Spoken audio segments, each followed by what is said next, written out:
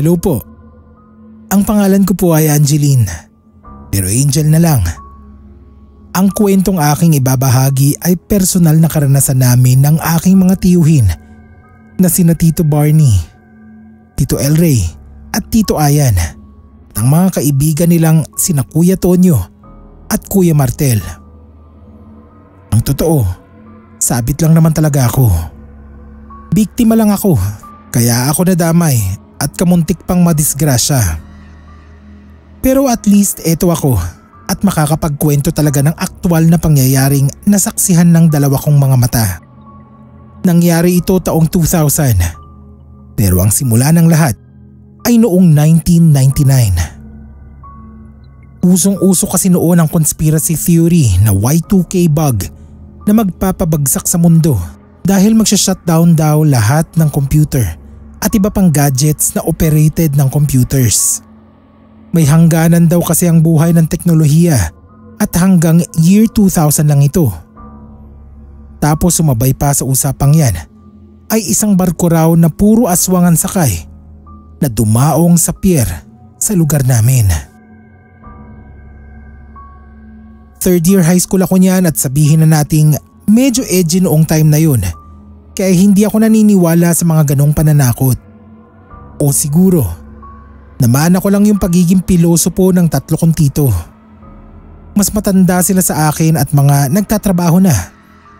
Pero gusto ko silang kasama at kabarkada dahil cool ang tingin ko sa kanila.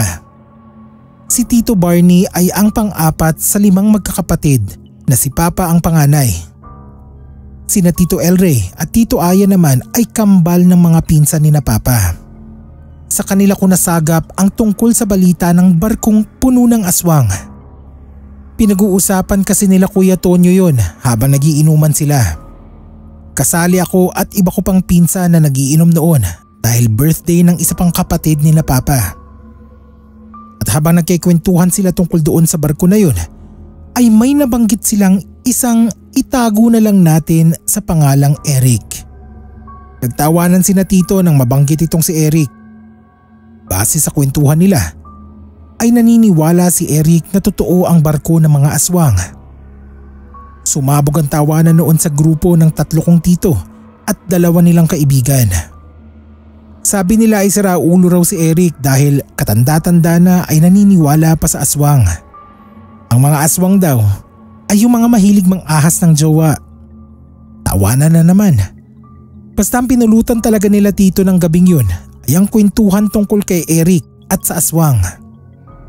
Pinag-uusapan nila kung galit ba sa kanila si Eric dahil pinagtatawanan nila ito. Pero sabi rin nila ay wag na lang daw yung pansinin dahil halata naman daw may katok ito. Mga ilang araw ang nagdaan nang hingi ako ng baon kay Tito Barney at napansin ko na bad mood siya. Kaya ako, pasensya na kung sa kanya ako nang hingi ng baon. Papagalitan lang kasi ako ni Papa dahil inubos ko agad ang allowance ko. Sabi naman niya ay hindi siya bad trip sa akin kung hindi sa katrabaho nila. Ginagawan daw sila ng issue dahil nakaalitan nila ito ni na Tito Aya noong nakaraan. Tinanggalan daw siya, sina Tito Elray, Tito Ayan, Kuya Tonyo at Kuya Martel ng schedule sa trabaho dahil kay Eric. Si Eric na naniniwala sa aswang? Naalala kong itanong sa kanya kasi pamilyar nga ang pangalan nito. Natawa si Tito Barney at umoo. Adik daw yata si Eric dahil ginawan sila ng issue sa trabaho dahil lang sa hindi sila naniniwala sa aswang. Ito ay panatiko. Baka nga araw aswang talaga ito. Nang sumunod na araw ay nalaman ko kina Papa na may nambato raw sa bubungan ni na Tito Barney. Bukod sa kanya ay mayroon din daw ng bato sa bubungan ng bahay ni na Tito Elray. Tapos ganoon din kila Kuya Tonyo at Kuya Martel. Galit na galit daw ang mga ito dahil may isang tao na pinagbibintangan. Pinayuhan sila ng ibang kakilala na ipabarangay ang pinaghihinalaan nilang ng babato. Pero ayaw nila. Sa totoo lang ay may kayabangan din itong mga tiyuhin ko at mga kabarkada nila dahil ang gustong mangyari ay, sa mga salita ni Tito Elray, mag-square na lang kami. Magsuntukan na lang daw sila kaysa magbaranggayan. Next time daw na may mambato sa bubungan nila ay lalabasin nila ito at babanatan dahil siguradong si Eric lang yun.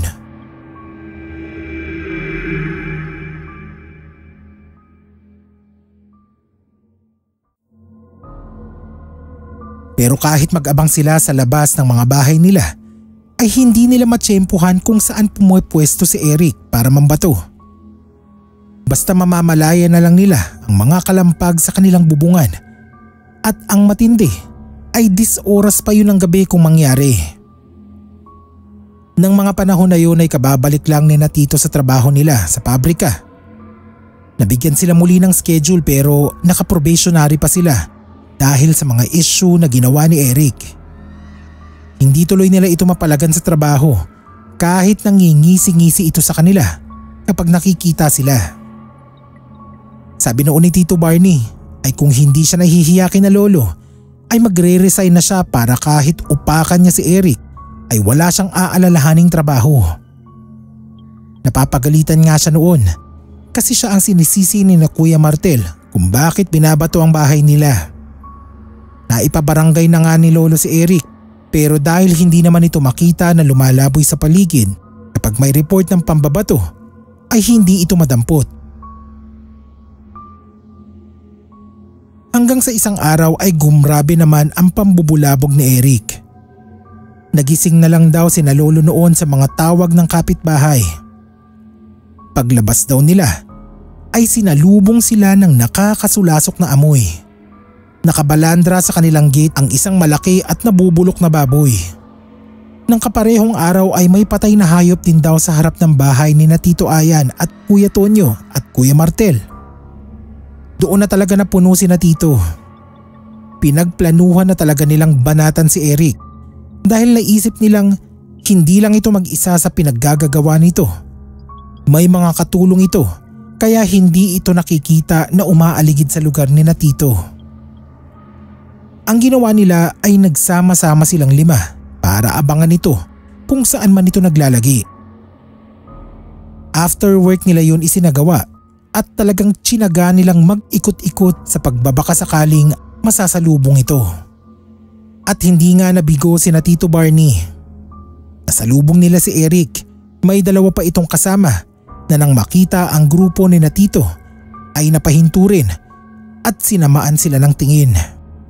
Noon daw ay past 12 na ng hating gabi at nasigurado ni na Tito na on the way na naman daw sina Eric para mambato o anuman dahil halatang nagulat ang mga ito pagkakita sa kanila. Tipong hindi inaasahan na magkikita-kita sila sa lansangan. Natawa raw sina Tito at hindi inaalisan ng tingin sina Eric habang sinusuot ang mga pitsakurno nila. Hindi ko alam kung ano sa Tagalog ang pitsakurno pero sa English yun yung brass knuckles. May mga homemade na ganon sina Tito at yun ang balak na lang ipambasag sa mukha ni Eric. Hindi na raw maaalala nila Tito kung sino ang unang sumugod basta nagtakbuhan na sila at pinagbabatukan sina Eric na syempre gumaganti ng suntok at sipa sa kanila. Ang inaasahan daw ni na Tito ay mayayari nila sa tig-iisa o 2 suntok lang sina Eric dahil sa mga pitsakurno nila. Kaso ay gumaganti pa ng malalakas ding suntok ang mga ito na parang may mas mabibigat na pitsakurno sa kamao. Nagulat na raw noon sina Tito Barney at gusto nang tumakbo dahil kahit outnumbered na sila Eric ay mas mabilis, maliksi at malakas ang mga ito sa kanila. Si Tito Ayan ay sinabing para daw silang si Holyfield at si Tyson naman sina Eric dahil nangangagat din ang mga ito. Yung mga kagat daw na kung hindi nila babanatan ng wagas na suntok sa ulo ng mga ito ay hindi bibitiw at baka napingas na ang kanilang laman. Ang bibigat daw ng mga suntok ni na Eric at nakadarama na sila ng hilo kaya halos hindi na nila mamukaan kung sino pa ba ang kalaban nila. Pakiramdam daw nila noon ay mamamatay na sila kung hindi lang dahil sa mga dumating na barangay tanod. May mga nakakita raw pala sa rumble nila. Dala siguro ng ingay na rin nila. Wala naman daw nagtangkang umawat, pero yun nga, at may tumawag na ng mga tanod. Nang marinig daw ni na Eric na may paparating ay nagsipagtakbuhan ng mga ito. Naiwan si na Tito na nakabulagta at hilong-hilo dahil sa mga pinsala nila. Narinig pa raw nilang tinatanong sila ng mga tanod kung kakilala ba nila ang mga gumulpi sa kanila, dahil kung oo raw ay hindi na lang hahabulin ng mga tanod ang mga yun para madala na sila sa ospital. Mas importante raw na magamot sila agad kaysa mahabol pa ang mga suspect dahil mukhang tagilid daw ang itsura nila. Kahit masama na ang tama ni na Tito ay naisip pa nilang magsinungaling. Sabi raw nila ay 8 ang gumulpi sa kanila dahil nakakahiyang aminin na napulbos silang 5 ng 3 katao lamang.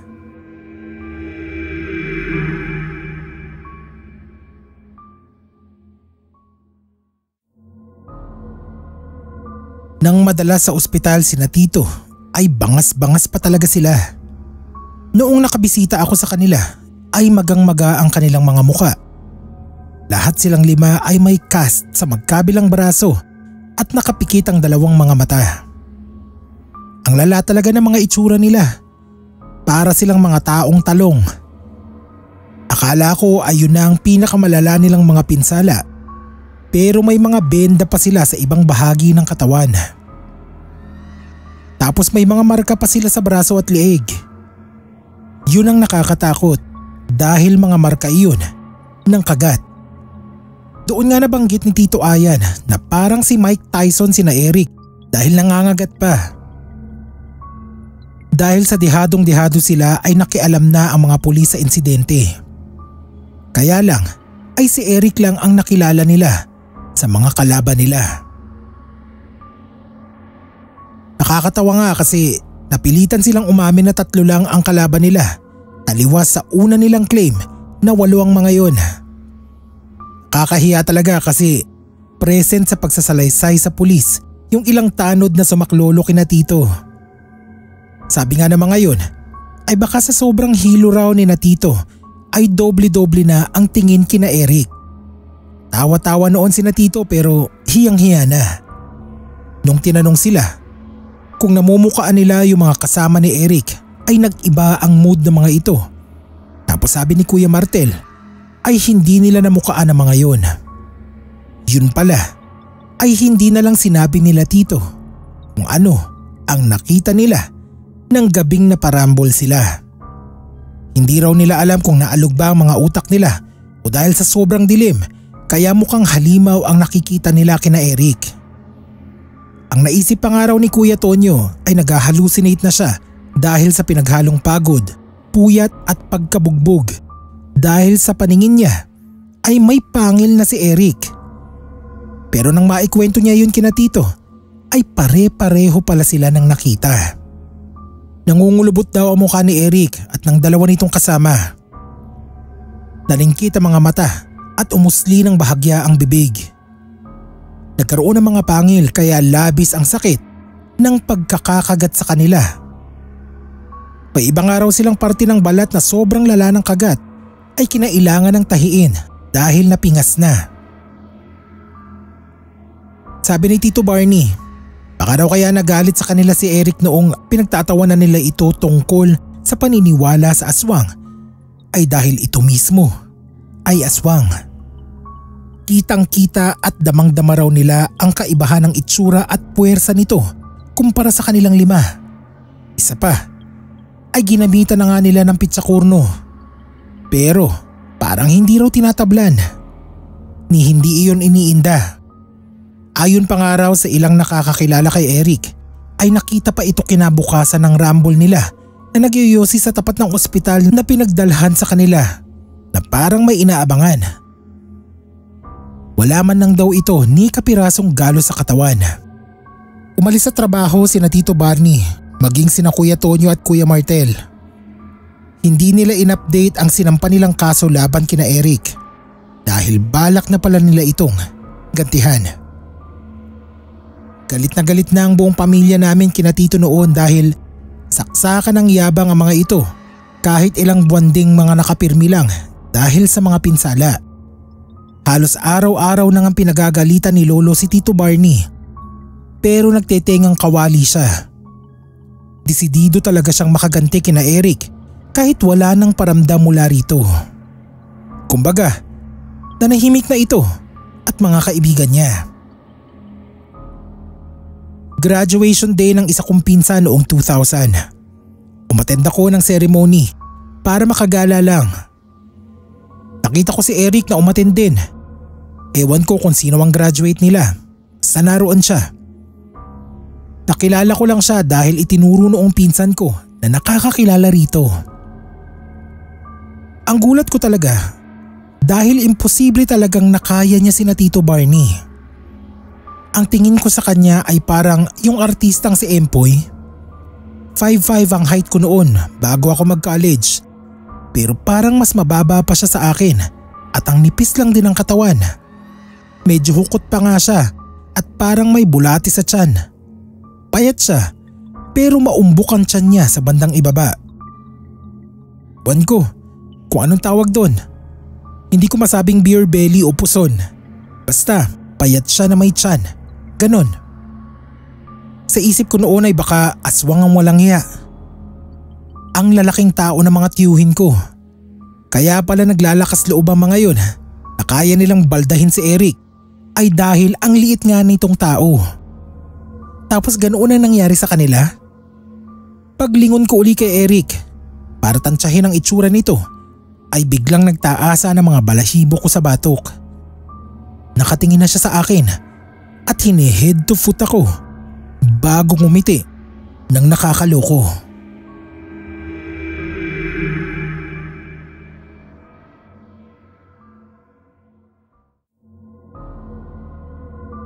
Sinabi ko kay Tito Barney na nakita ko si Eric at nakita rin ako nito bago ngitian ng nakakatakot. Sabi ni Tito ay hayaan ko na lang daw. May pinaplano na raw sila ni na Tito Ayan at Kuya Tonyo laban dito. Papatayin na raw nila si Eric. Siyempre pinigilan ko sila. Wala naman kaming lahing kriminal. Sabi ko pa ay tantanan na lang nila dahil hindi naman sila ginugulo ni Eric. Tahimik na rin yung isa. Kako ay wala naman itong masamang ginawa sa akin kundi tiningnan lang ako. Sa'yo walang ginawa. Sa amin, meron. Yamot pa ang boses ni Tito Barney nang sumagot. Pigil talaga ako ng pigil sa kanila. Pinaaalala ko pa yung mga bali-bali nilang braso at namamagang mukha noon. Yung panahon na hindi sila makanguya dahil halos kalahating taon silang nagpapagaling ng mga panga. Kako ay matakot na sila at umiwas kay Eric dahil obviously ay aswang nga ito at baka pati kaming mga kamag-anak nila ay balikan pa nito kapag nagsimula na naman silang gumanti. Sabi ni Tito Barney, yun na nga, aswang ang walang hiya, kaya dapat mapatay. Perwisyo yan. Huwag na raw akong makialam dahil hindi naman daw ako ang nagmukhang katawa-tawa nang magulpi ng mga ito. Kabilin-bilinan pa niya ay wag raw akong magsusumbong kahit na kanino, lalo na kay Lolo dahil malilintikan ako sa kanya. At kapag daw nagsumbong ako ay idadamay niya ako. Sasabihin daw ni Tito na kasama ako sa nagpaplano at nagmamalinis lang ako. Sana pala hindi ako nagpadala sa pananakot noon ni Tito Barney.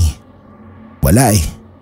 Masyado yatang mataas ang tingin ko sa kanya noon na feeling ko tama pa rin siya kahit alam kong mali na. Nananahimik ako at nakibalita na lang sa progreso ng mga pinaplano nila Kuya Tonyo laban kay Eric. May kinausap na raw silang albularyo para tulungan silang patayin si Eric pero ayaw sila nitong tulungan. Wala raw kakayanan ng albularyo na pumatay ng aswang. Ilan na raw ang napagtanungan nila pero lahat ay tinanggihan sila. Karaniwang dahilan ay dahil masyado raw talagang malakas ang pisikal na katawan ng mga aswang. Ang maitutulong lang daw noon ng mga albularyo ay turuan silang gumawa ng pangontra laban sa aswang pero hindi sila matutulungang lumaban ng sabayan. Binyag yun ang pamangkin ko. Naroon sina Tito Barney, Tito Elray at Tito Ayan. Mga lasing na sila at napag-uusapan na naman si Eric. Tapos bigla akong tinawag ni Tito Ayan. Puntahan ko raw sina Kuya Tonyo at Kuya Martel. Papuntahin ko raw doon sa bahay ng pinsan ko kung saan ginaganap yung selebrasyon. Ako naman, sumunod nga kasi tatawagin lang naman sina Kuya Tonyo eh. Noong pabalik na kami ni na Kuya Tonyo ay nagulat na lang ako kasi kasalubong na namin sina Tito Barney. Sakay sila ng tricycle na back to back at may dalang isang sako. Sumakay kaming tatlo ni na Kuya Tonyo sa tricycle pero laking gulat ko nang papalayo sa bahay ng pinsan ko ang direksyon namin. Angel, huwag ka magsusumbong sa mga tatay ha, sabi ni Tito Elray na siya kong katabi sa likod ng tricycle. Tinanong ko kung saan ba kami pupunta at bakit hindi pwedeng sabihin kina lolo. Sabi ba naman ni Tito, papunta raw kami sa tambayan ni na Eric. Hindi na ako nakakibo noon dahil nabingi na ako sa kaba. Nanlambot ang buong katawan ko at parang hindi na ako makahinga. Hihikain ang pakiramdam ko sa sobrang takot. Hindi ko na pinansin nang suotan ako ni Tito ng kwintas at nilagyan ng bato sa bulsa. May binigay pa siyang papel sa akin na basahin ko raw kung ano ang nakasulat. Noong papasok na kami sa parang kawayanan ay tsaka ako naiyak na nagtanong, bakit ba sinama pa ninyo ko? Kinutungan ako ni Tito Elray. Alam naming hindi ka tatahimik kaya mas mabuting isama ka. Nang mga oras na yun ay nakaramdam ako ng sobrang galit sa mga tiyuhin ko na iniidolo ko noon. Akala ko cool sila. Yun pala, mga kulang-kulang. Iyak na lang ako ng iyak noon pero sinapak ako ni Tito Elray sa bibig dahil ang ingay ko raw. Umiyak na lang ako ng walang sound tapos tumingon sa unahan at pinanood ko na lang yung isang grupo ng mga tao na parang nagkakasiyahan sa isang tabi. Nang matutukan sila ng ilaw ng tricycle ay namukaan ko si Eric sa isa sa kanila.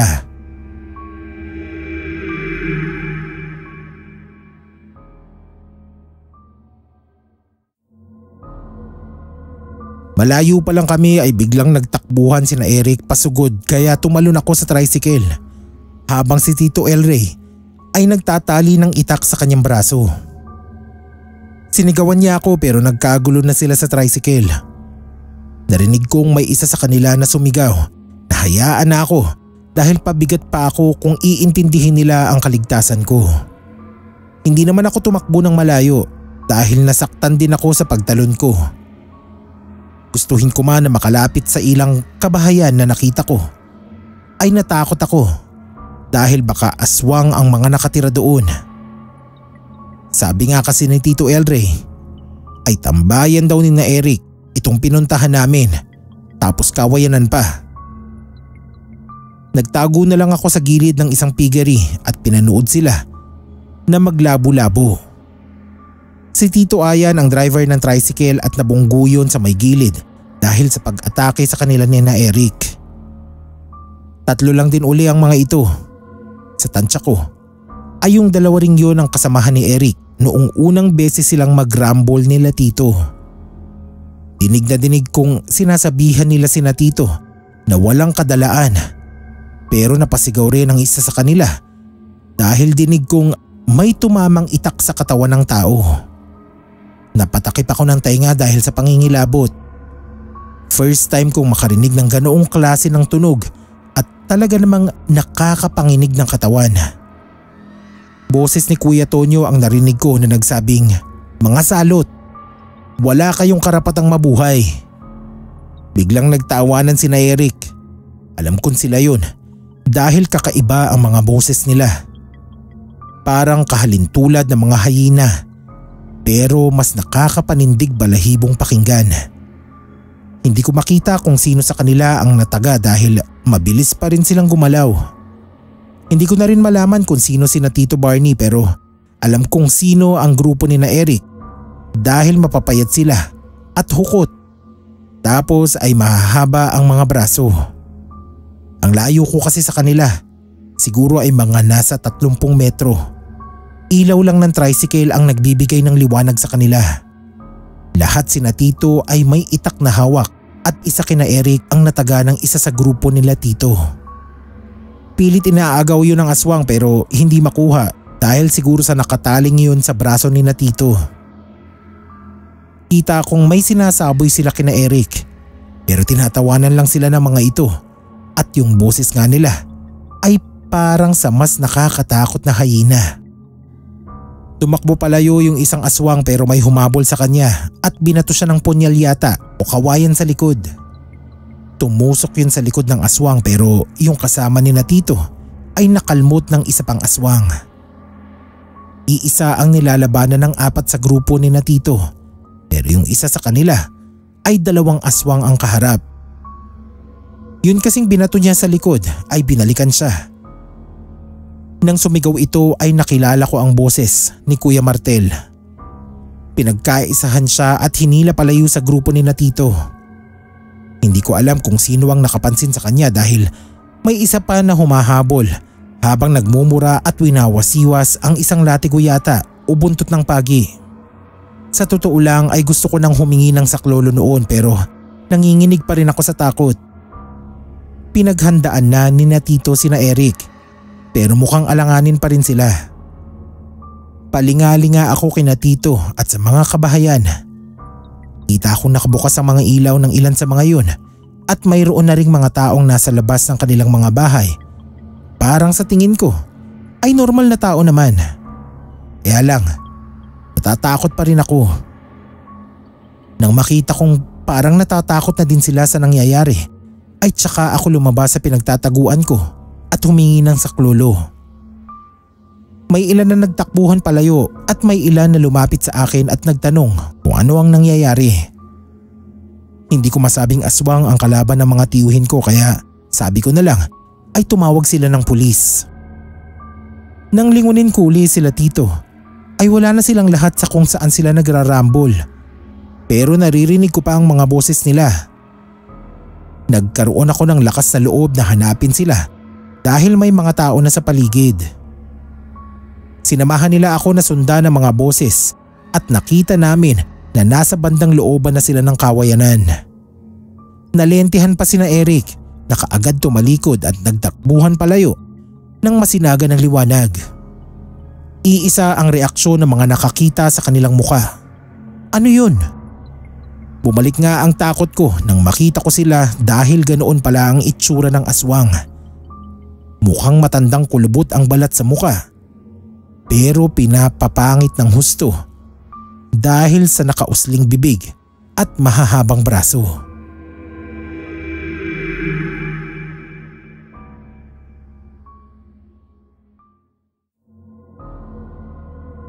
Ospital na naman ang ending ni na Tito Barney. Yung mga buto nila nakakahilom lang ay nagkandabali na naman. Pero hindi na kasing lubha noong una dahil may mga sakunat na daw silang agimat mula sa mga albularyo na hininga nila ng tulong. Pero sa palagay ko ay wala namang ibang bisa ang ibang agimat dahil si Kuya Martel ang pinakamalala sa kanilang 5. Kinatay ito ni na Eric at warak-warak ang katawan niya nang mahanap namin siya. Nakita ko pa siya na nakatarak ang katawan sa isang balingkawayan.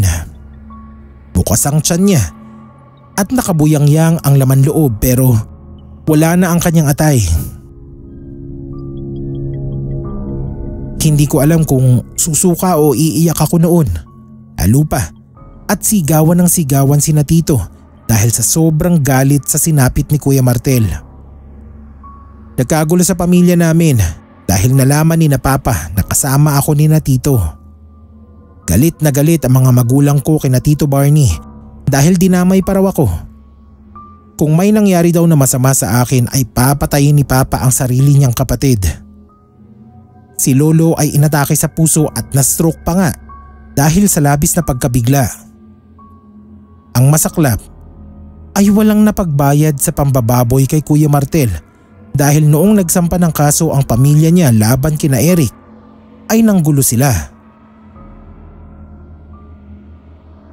Gabi-gabi na may bumabarag sa bubungan ng aming mga bahay. Hindi simpleng pambabato lang, kundi parang may bumabagsak talaga na malaking bagay o tao. Hindi kami makalabas tuwing madilim na dahil may sumasabay sa amin na itim na ibon o kaya ay paniki na literal na sinasabitan ang aming mga buhok. Para bang gusto na kaming dagitin at ilipad. Hindi rin nawawala yung mga reklamo ng malapit na kaanak naming mga buntis o kaya ay may sakit na mayroon silang nararamdaman na bisita tuwing gabi. Pinasasakit ang kanilang tiyan o mas pinalulubha ang sakit ng mga nakaratay na. Hindi nakipag-usap ng matino sa kampo namin sina Eric. Basta tuloy lang sila sa mga pananakot. Hindi na makaporma sa kanila sina Tito Barney dahil mientras ngang kinakanti nila ito ay lalo silang nadidisgrasya. Wala kaming magawa noon kung hindi sumunod sa paniniwala ng mga nakatatanda na pangontra sa aswang. Magsunog ng goma o kaya ay sungay ng kalabaw bago mag-alas 6 ng hapon. Maghagis ng asin sa bubong na kalaunan ay nalaman namin na tinatawanan lang ni na Eric. Iniinda lang daw ng mga ito ang asin noong masugatan na ang mga ito. Malamang kahit sino naman na may sugat kapag maasinan ay aaray din. Kahit pa nga hindi aswang. Magpapasko na yun nang biglang umalis sina Tito Ayan at Tito Elray. Nagpaalam sila na magtatrabaho na lang sa Maynila at kalilimutan na ang away kina Eric. Akala namin lahat ay doon na magtatapos ang gulo. Pero laking gulat na lang daw ng parents noong kambal nang biglang may sumugod sa bahay nila, galit na mag-anak. Mga itsurang tao naman daw pero nakakatakot ang mga aura. Wala raw makalapit na kapitbahay sa kanila para makiusyoso dahil sa kilabot sa mga ito. Umiiyak daw yung sa palagay nila ay pinakalola ng pamilya. Ang sabi ay, nananahimik kami, kayo itong mga nagsimula ng away. Ngayon tayo magkakaintindihan. Mabubuhay kayong lahat sa takot. Bandang huli ay nalaman nila na may binaril daw pala sina Tito Elray bago lumuwas ng Maynila.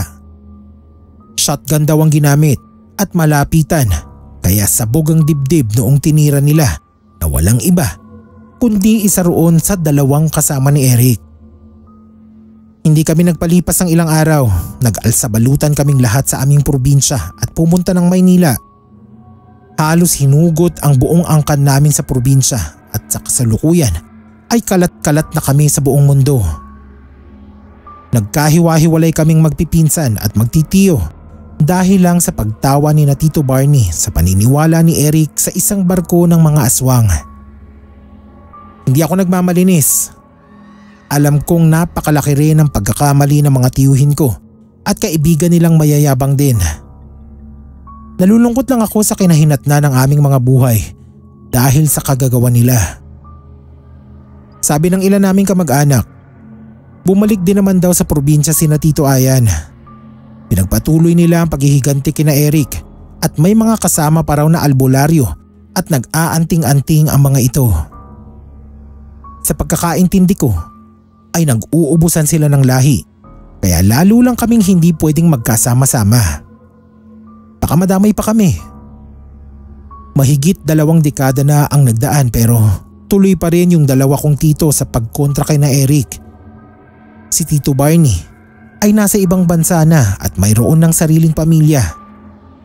Siyang pasimuno ng kalokohan pero siya ngayon ang nasa maayos na kalagayan. Rest in peace Kuya Martel, kung nasaan ka man.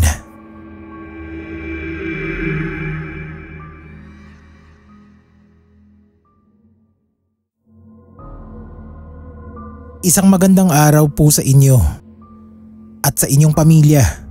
Ganoon din po sa mga kapwa ko solid kapasta. Tawagin niyo na lang po akong Intang. 54 years old at isang proud single mother of 3 sa loob ng 28 years. Hindi ako byuda. Sumakabilang buhay lang ang magaling kong ex-husband. Pero hindi yun ang horror story na balak kong ibahagi sa inyo. Kahit pa nga may ginawa na rin siyang kababalaghan na nauwi nga sa pang-iiwan niya sa amin ng mga bata.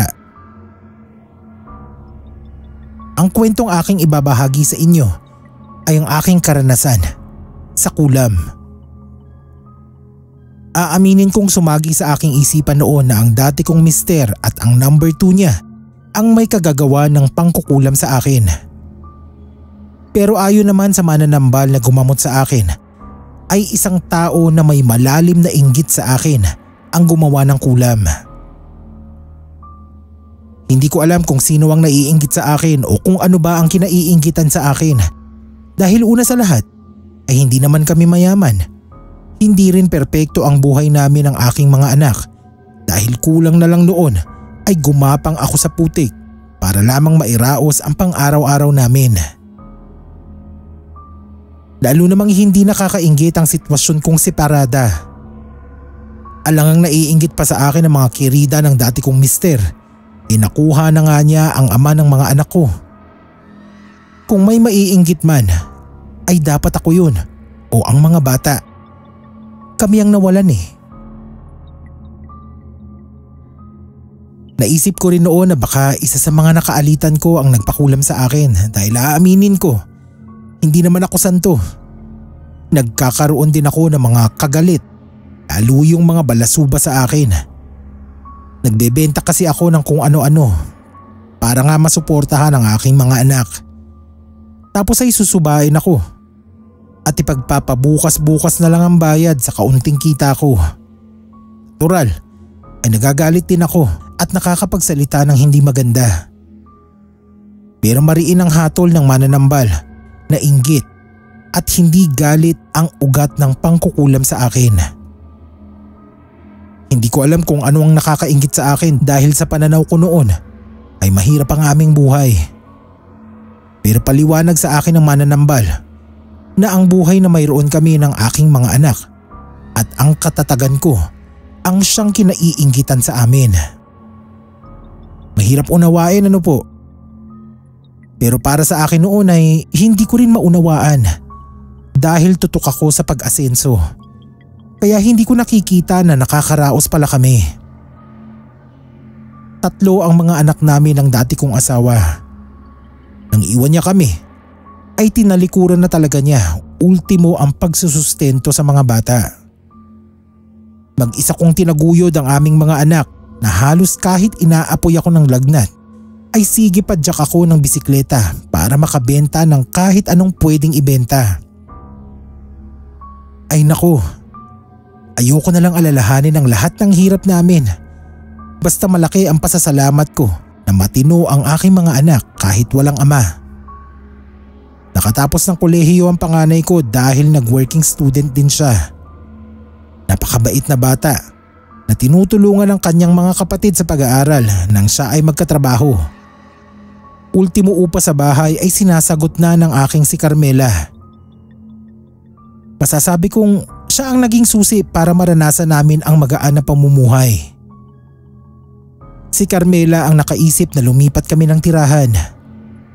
Nangungupahan pa rin naman pero doon na sa kung tawagin ay rent to own. Nakahanap nga si Carmela ng bahay na ganyan ang sistema ng pagbabayad. Nakaalis kami sa looban at iyon ang sinasabi ng mananambal na kinainggit sa amin o sa akin. Isipin niyo yun? Hindi ko nararamdaman na nakakainggit na pala kami pero ayun. At may nagpakulam pa nga sa akin. Dahil hindi lang sa naging masikap kami at matyaga. Ang tao nga naman. Sa paglipat din namin sa bahay na nakuha ni Carmela, ay doon ko naranasan ang mga kababalaghan na noon naman ay wala sa dati naming tirahan.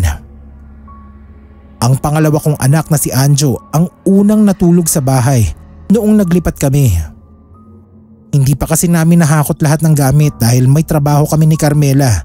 At sina Anjo at ang bunso kong si Melvin ay may pasok sa school. Ang sabi naman ni Anjo, nang matulog siyang nag-iisa sa bahay ay wala siyang nadamang kahit na anong kababalaghan. Pero nung lumipat na nga kaming lahat doon, ay may narinig akong batang babae na umiiyak at tinatawag ang kanyang mama sa 10 oras ng gabi. Noon ngay napadungaw pa ako sa bintana sa pag-aakalang kapitbahay lamang yun. Pero wala naman akong nakita. Sadyang may batang umiiyak pero hindi ko alam kung saan nagmumula.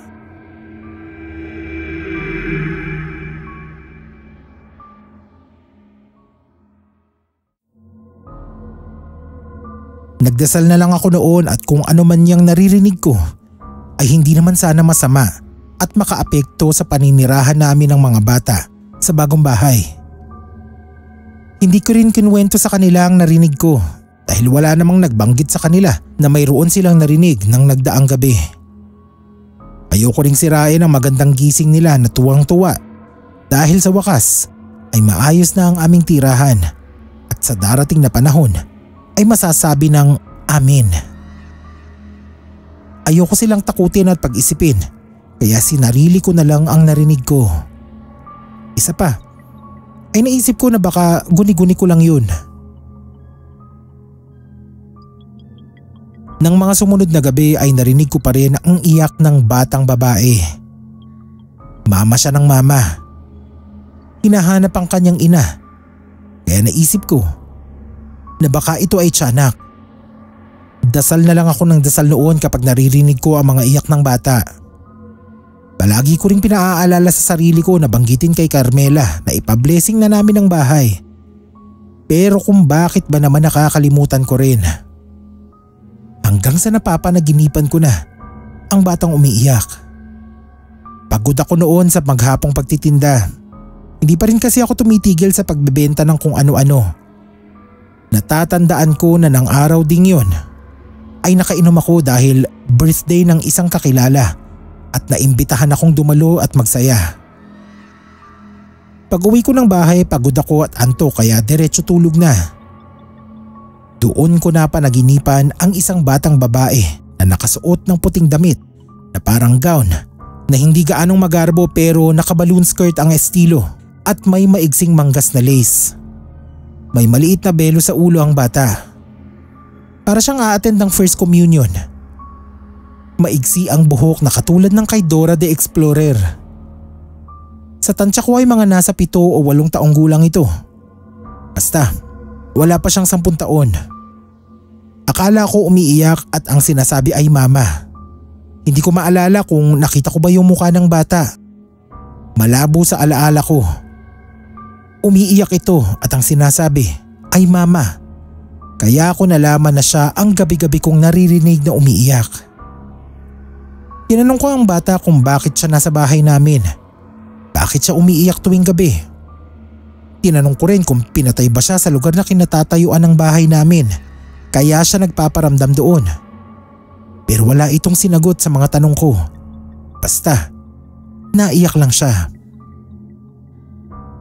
Nakatayo sa may paanan ng kama ko ang bata at nang gumalaw siya para lumapit sa akin ay doon ako nakadama ng takot. Ang pagkakatanda ko ay nakaupo ako noon sa foam pero nang naglakad palapit sa akin ang bata ay napatayo ako. Iiwasan ko sana ito pero wala akong mapuntahan dahil nasa silid ng pader ang foam ko at medyo maliit ang kwarto kaya makukorner niya ako. Hanggang sa nakalapit na nga sa akin ang batang babae at nahawakan ako sa aking mga braso. Nakita ko ang kanyang mga kamay at braso. Maiitim na parang uling pero napakalamig na paglapat ng balat niya sa aking balat. Gininaw ako at nanginig ang buo kong katawan. Nagising ako ng nanginginig. Hindi ako makabangon dahil napakabigat ng pakiramdam ko. Para akong tatrangkasuhin. Nahihilo pa ako na dala yata ng kalasingan. Pero napadasal ako ng isang pasasalamat dahil sa panaginip ko lang pala nakita ang batang babae na yon. Nagbalot ako ng kumot sa aking katawan at pinilit na makatulog ng maayos kahit may kaunti pa ring kilabot.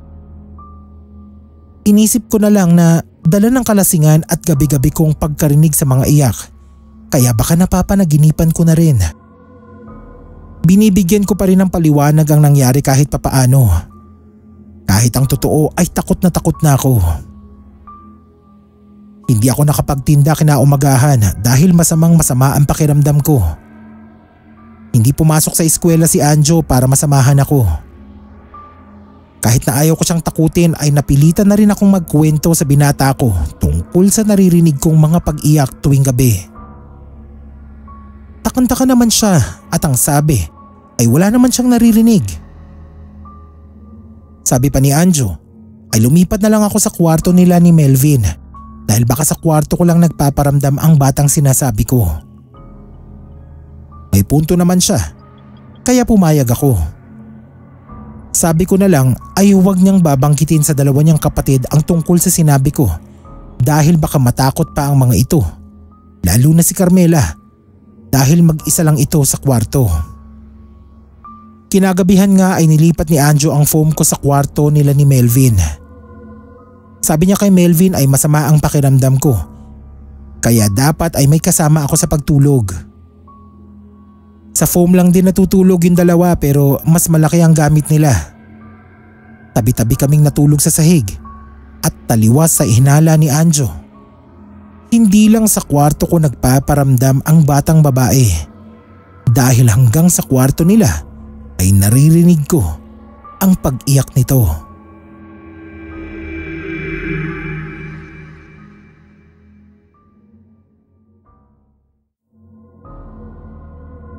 Natutulog na ako noon nang marinig ko na naman ang mahihinang ungol at pagtawag ng mama ng isang batang babae. Tulog na tulog sina Anjo at Melvin. Ako naman ay kinikilabutan na dahil ako lang ang nagising sa mga hagulgol. Ibig sabihin ay ako lang ang nakakarinig? Ayaw ko na sanang istorbohin ang pagtulog ni Anjo. Kaya lang ay hindi ko na rin matiis ang kilabot at kuryosidad. Ginising ko siya. Mabilis namang nagising ang anak ko at nag-aalalang lumapit sa akin. Tinanong ako kung may masakit ba sa akin o ano. Pero sabi ko ay makinig siyang mabuti. Pakinggan niya kung naririnig niya ang mga iyak ng isang batang babae na tinatawag ang kanyang mama. Natahimik si Anjo pero maya-maya ay umiiling na sinabing wala naman daw siyang naririnig. Tumayo pa siya at sumilip sa bintana. Idinikit ang kanyang tenga sa pader na nakapagitan sa kwarto nila ni Carmela. Hindi pa nasiyahan at lumabas pa ng kwarto para pakinggan ang pinto ng kwarto ni Carmela. Pagkatapos ay bumalik din at umiling. Wala raw talaga siyang naririnig. Nangilabot ang ulo ko. Parang umangat ang mga buhok ko sa ulo. Talagang ako lang nakakarinig ng mga hagulgol? Ako ang minumulto. Pero bakit? Sinabi ni Anjo ay baka nasosobrahan na ako sa trabaho. Magpahinga raw muna ako o kaya ay magbakasyon sa mga lolo at lola nila na nasa kabilang bayan lang. Baka raw namimiss ko na ang mga ito dahil magmula nang kami ay lumipat ng bahay ay hindi ko na nabibisita ang mga magulang ko. Nagsuggest din siya na ipabless namin ang bahay. Kako ay naisip ko yun pero nakakalimutan ko rin sa hindi malamang dahilan. Ang sabi ni Anjo ay sasabihin niya sa kanyang ate para mapaghandaan at mapagplanuhan na pinagpapasalamat ko naman dahil matutupad na ang pa-blessing na parati kong nalilimutan. Hindi rin naman natuloy ang pagbisita ko sa aking mga magulang dahil naging abala uli ako sa pagtitinda at paghahanda na rin sa house blessing. Sa puntong ito ay hindi pa rin alam ni Carmela na may naririnig akong batang babae na umiiyak.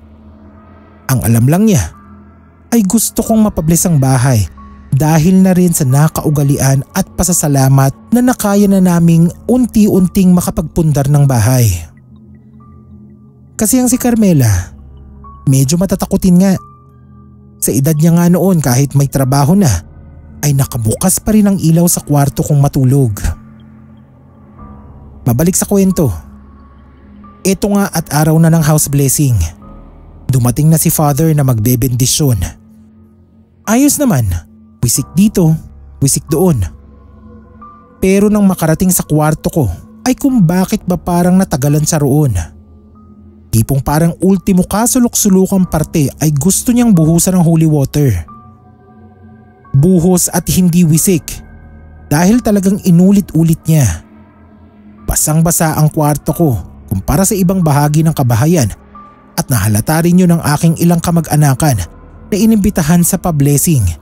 Kaya naman hindi na rin ako nakapagpigil na magtanong kay Father noong nagkakainan na ang mga bisita.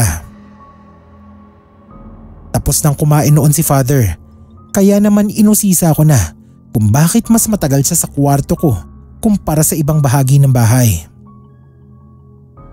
Nagulat pa ako sa sinabi niya na sa totoo lamang daw ay nagtagal siya sa pagbibindisyon sa lahat ng parte ng bahay namin kumpara sa pagbibindisyon niya sa ibang bahay dati.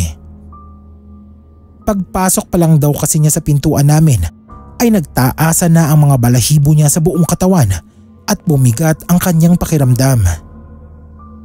Para daw bang hindi siya welcome sa aming bahay. Pero pinakamabigat daw ang kanyang pakiramdam ay sa kwarto ko. Para daw siyang tinutulak palabas ng kung anumang nananahan doon, kaya pinanay-panay niya ang pagbindisyon sa pag-asang mapalayas ito. Bandang huli ay pinayuhan ako ni Father na mas patatagin ang pananalig sa Panginoong Diyos dahil wala raw ibang makakatulong sa amin kundi ang aming pananampalataya. Nakakatakot ang sinabing yun ni Father dahil para na rin niyang sinasabi na may kasama kaming masamang espiritu sa bahay na pinagtsatsagaan naming mabili ng buo. Sa pagkakataong yun ay naisipan ko nang maglagay ng mga pantaboy sa masasamang espiritu sa bahay, kagaya ng pagpapausok ng insenso at paglalagay ng asin sa 4 na sulok ng kabahayan. Sinabihan ko rin ang aking mga anak na huwag makakalimot sa pagdarasal, lalo na tuwing gabi, bago sila matulog para sila ay maproteksyonan laban sa masama. Sa mga panahon na yan ay unti-unti na rin akong nakadarama ng panghihina ng katawan. Para akong kandilang unti-unting nauupos at hindi ako gumagaling sa mga paracetamol at mefenamic. Sa dasal na lang ako kumakapit, lalo pa, at ayaw akong tantanan ng batang babae na sige ang litaw sa aking panaginip.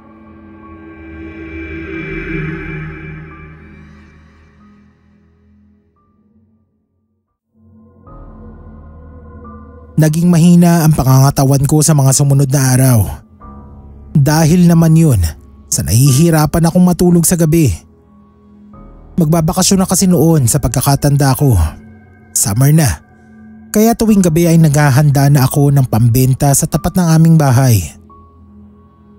Nagtayo ako ng meriendahan at nagtinda ng mga pampalamig na halo-halo, mga fishball at ihaw-ihaw. Maaga ako nagtitinda para hindi sayang ang oras ko. Pero kapalit nga noon ay halos hindi na ako makatulog ng maayos sa gabi. Bukod kasi sa pagluluto ng sahog sa halo-halo, ay nagbababad at nagtutuhog pa ako ng mga pang-ihaw. Natulong naman ang mga anak ko pero hindi ko rin maiasa sa kanila ang lahat. Nang mga panahon na yun daw ay sobrang mainitin ang aking ulo. Kaunting mali raw nila ay nakasinghal ako. Kwento na lang yan ng mga bata. Pero kalaunan nga ay nalaman din namin na bisa yun ng pangkukulam sa akin. Hindi ko naaalala na nakakagalitan ko sila sa maliliit na bagay dahil hindi naman ako ganoong klase ng magulang. Kung mapapalampas naman ang pagkakamali ng anak ko ay hinahayaan ko na lang dahil ayokong matakot silang umamin sa akin. Isa ring dahilan yun kung bakit malapit sila sa akin. Sina Anjo at Melvin ang laging nasa bahay dahil bakasyon na. Sila rin ang madalas ko raw na makagalitan. Ang naaalala ko noon, nakagalitan ko si Melvin dahil hindi siya makapagpabaga ng uling. Pila na ang bumibili pero wala pang mailutong ihaw-ihaw. Nasabihan ko siya ng tanga at mahina ang ulo. Nasigawan ko din siya sa harap ng ibang tao. Masakit na kasi ang ulo ko nun sa puyat at pagod. Parang nga magkukolaps na ako. Pero nang nasigawan ko si Melvin ay parang lumiwanag ang paligid ko at gumaan ang pakiramdam ko.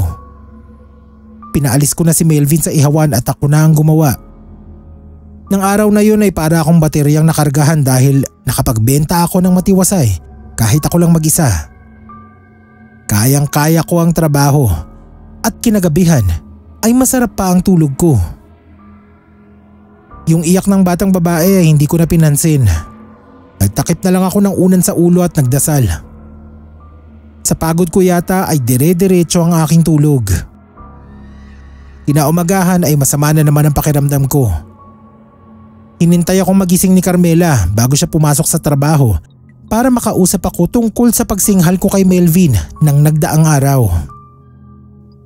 Usapan daw kasi sa kapitbahay ang ginawa ko at umiiyak din si Melvin na nagsumbong sa kanya. Masama na naman ang pakiramdam ko noon. Parang hindi nakatulong yung diretso at mahimbing kong tulog.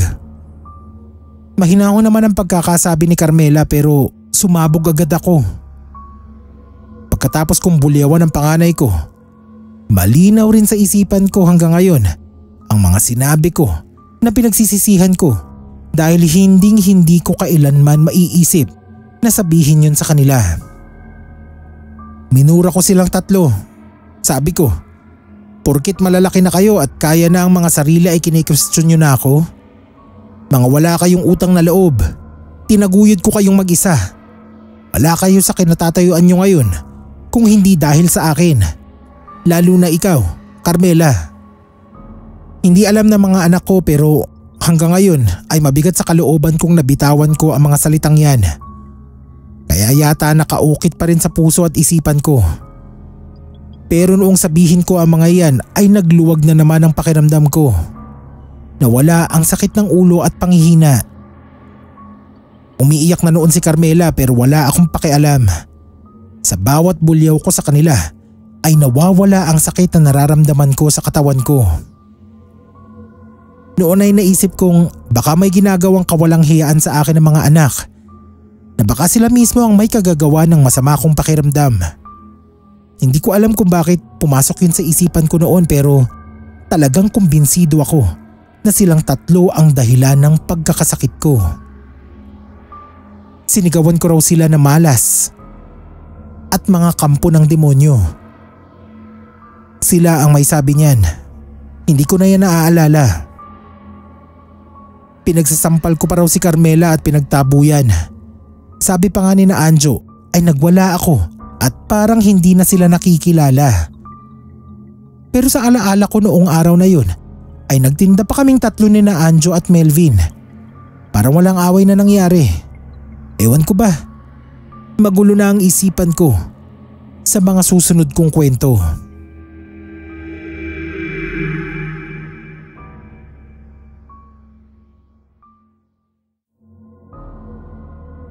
Ang sabi ni na Carmela, nang araw na inaway ko sila ay umalis siya ng bahay pero hindi siya pumasok sa trabaho.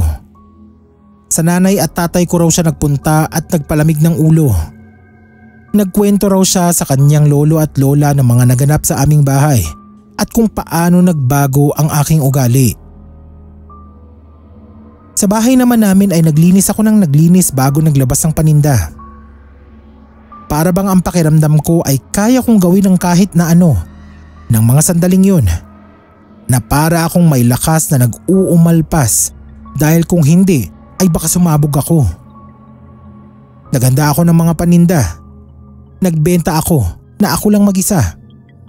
Hindi ako tinulungan ni na Anjo na nakatanaw lang sa akin mula sa bintana.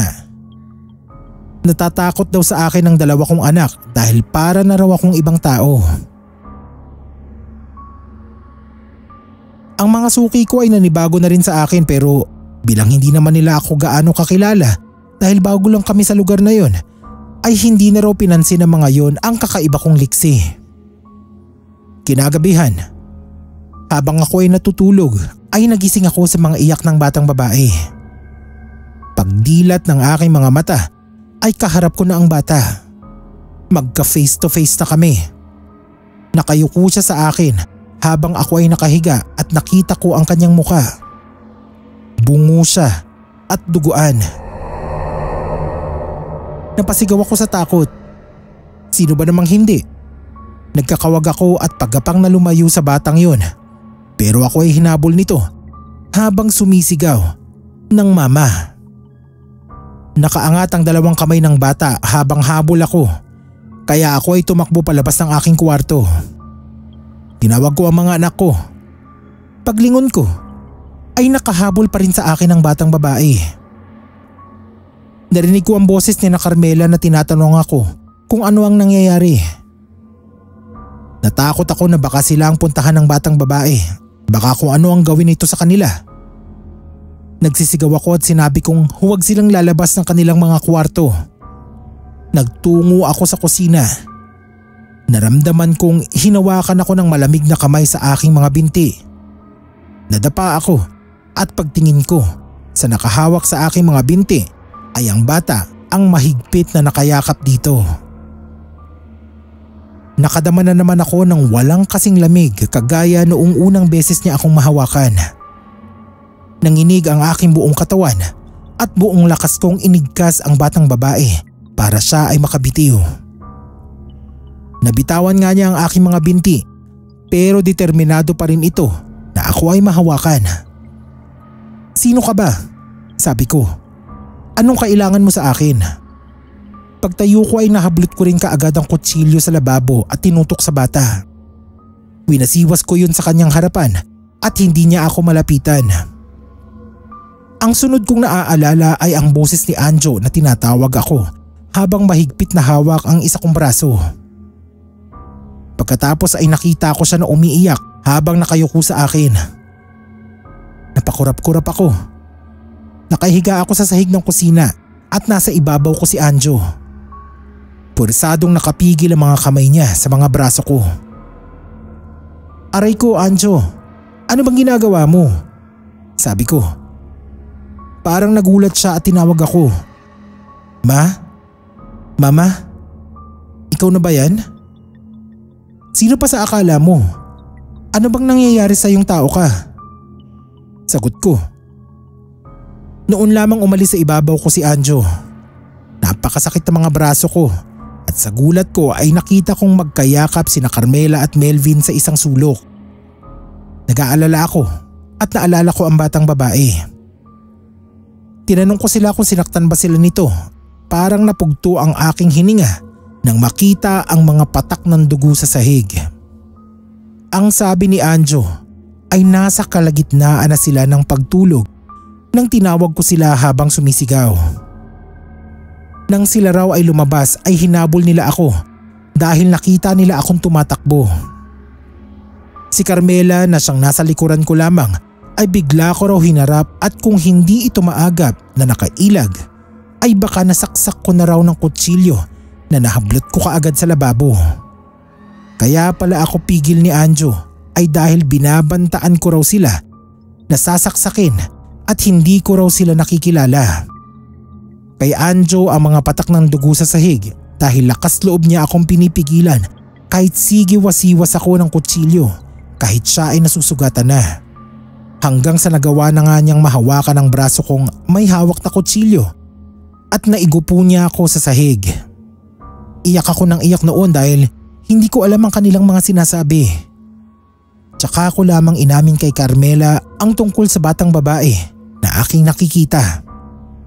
At noon ko rin nalaman na pinaplano na pala nila akong ihingi ng tulong sa mananambal sa payo na rin ng kanilang lolo at lola.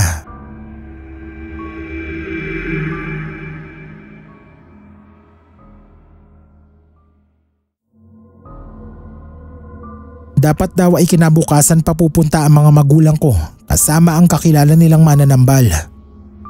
Pero dahil sa nangyari ay tinawagan ni na Carmela ang kapatid kong kasama sa bahay ng aking mga magulang upang pagmadaliin na sila na papuntahin ang mananambal sa aming bahay.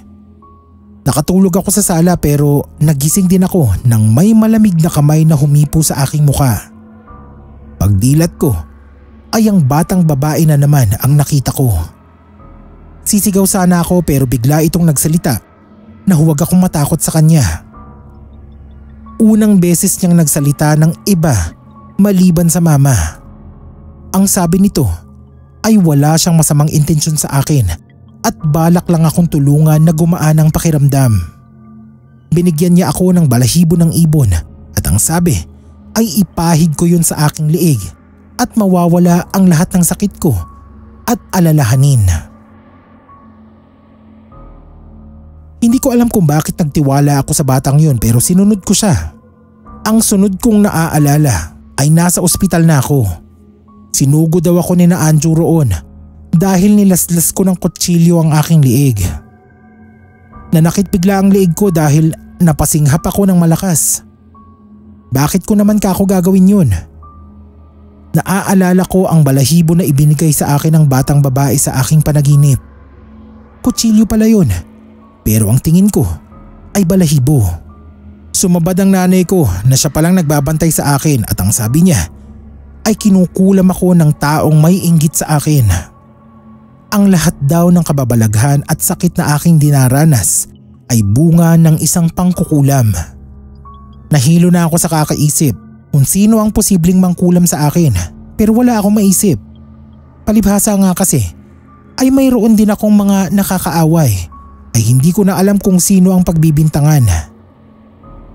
Nang makalabas ng ospital ay tsaka ako natignan ng mas maayos ng mananambal. Yun nga ang sabi. Mayroon daw naiinggit sa akin sa dahilang mga nabanggit ko kanina. Kakilala ko lamang din daw ito pero hindi malapit sa akin o hindi ko nakakausap ng madalas. At ang matindi ay nag-aalay pa raw ng buhay ang mangkukulam para ang kaluluwa noon ang magpasakit sa akin. Doon pumasok sa eksena ang batang babae na parating umiiyak.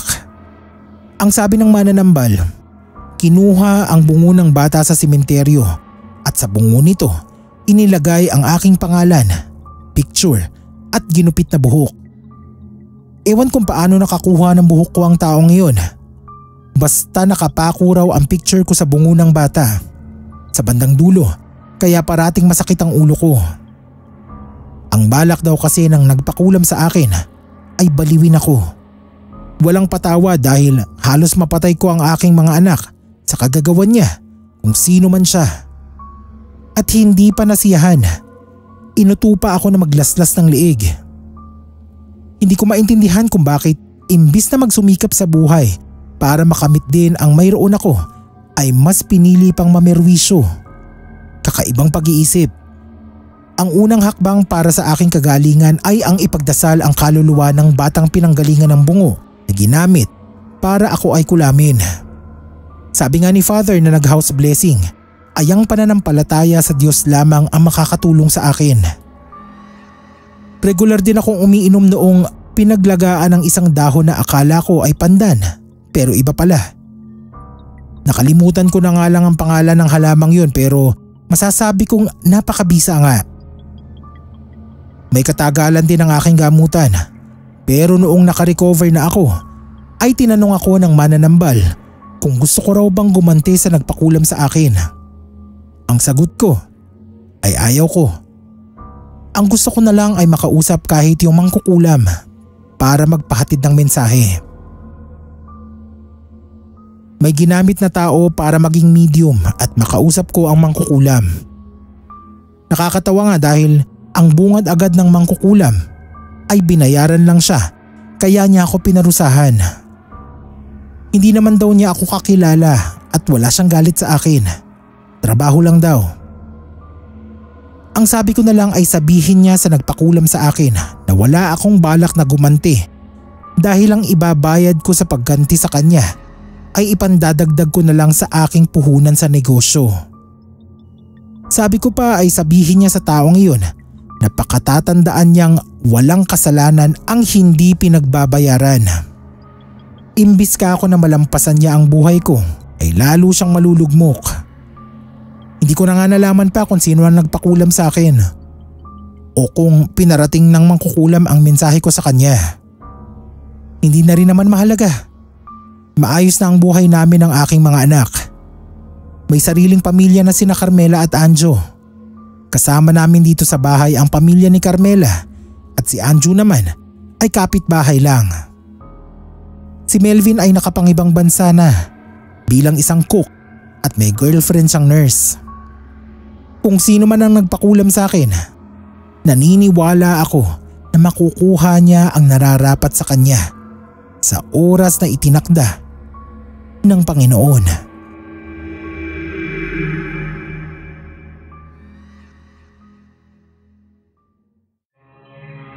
Kumusta mga kapasta?